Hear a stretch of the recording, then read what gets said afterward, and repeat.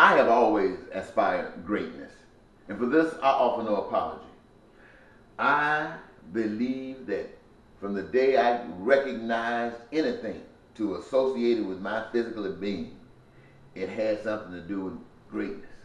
I remember I used to want to be a movie star, and I was going to be as great in the movies as Michael Jackson was on the singing entertainment stage. But somewhere down the line, I got sidetracked. I got sidetracked by a burning deep down inside of me that affected me whenever I had some dealing with people. I had an over amount of excitement when they were excited. I had an over amount of pain when they had pain. And so as I looked and sought how to deal with this, I remembered my quest for greatness. And out of all the things that others have been great for me, it was people. People appear to be the most important of all God's creation, that all things that mankind can use were made specifically for mankind to use, because this is how God made mankind. And my quest for greatness came in trying to see that mankind enjoyed this life. You know, I recognize that all people want the basic same things. They want to be happy. They want peace and they want prosperity in their lives, and they want joy. They want a house, and they want that house decorated any way they want it. They want a car, any kind of car they want. They want to be able to take vacations when they choose and go any place they want to go. And they want to be able to travel any way they want to travel. And most of all, they want a career, something that they can do, that they love doing. They want to choose their own career. And they want that career to give them, they know it will, the greatest pleasure from day to day. And as this happens, all of us are participating in the creation of all the goods and services that we, as people, say we need and we want. Well, see, to me, that's God, that's divine. The problem comes in that none of us experience that as far as all the people are concerned. But we still want that. So I ask myself, why? Why don't we experience that? Then I recognize that we all live under systems that will not permit that. For instance, capitalism is founded on profits. That means somebody's getting more than they gave, and somebody is losing a lot more than they put into it. And that's the way the wheels turn in a capitalist system. In other systems, there are other excuses. The evidence of its failures is the poverty that comes out of it. And out of the poverty comes the crime and the violence. That is the evidence of the failure of the system.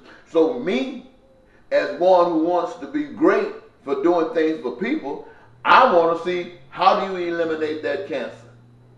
How do you eliminate that cancer? I don't deal with the cancer of the brain. There are others that do that. And other kinds of cancer, there are others that do that.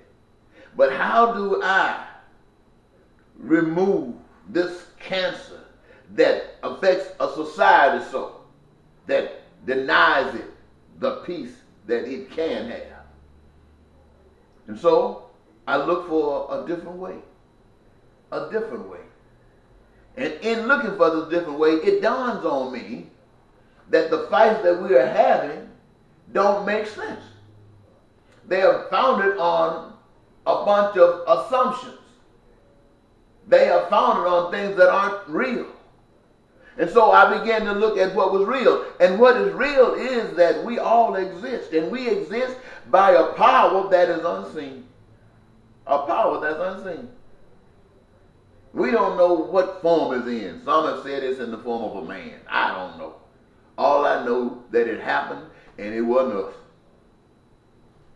And I have had such a relationship with that power, I am convinced that that power is always good. And so when I see that the earth is able to produce food after man uses, well, really, it produces food before man even uses his mind.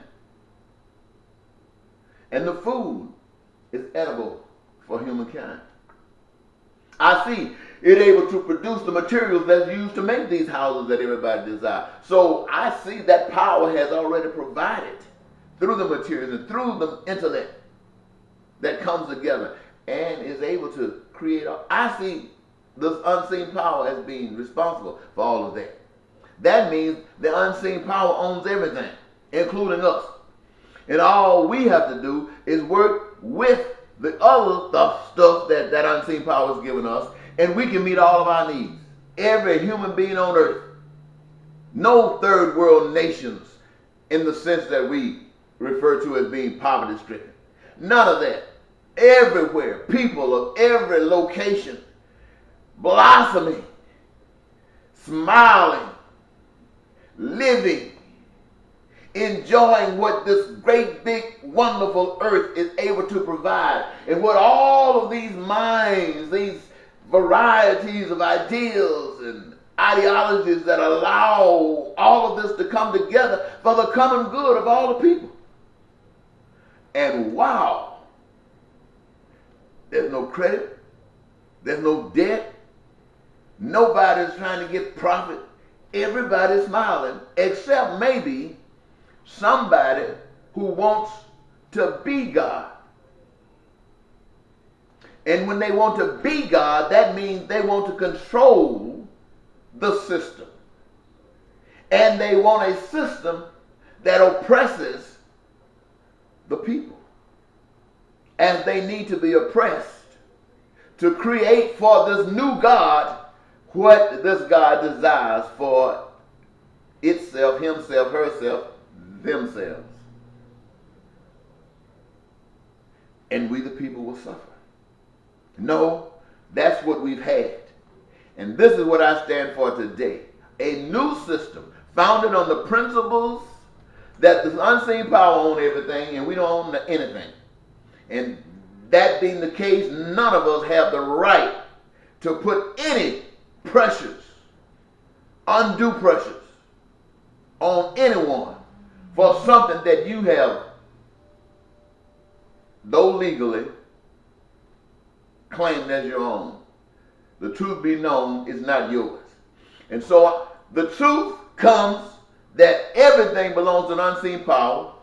No oil company owns any oil. They do under the old system. That system is passing away because now the truth is coming to bring the light.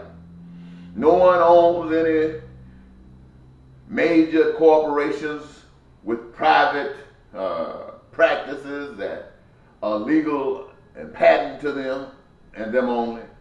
Now, everything, though you have your right to walk to the left and walk to the center, though you have those rights are designed to serve the common good.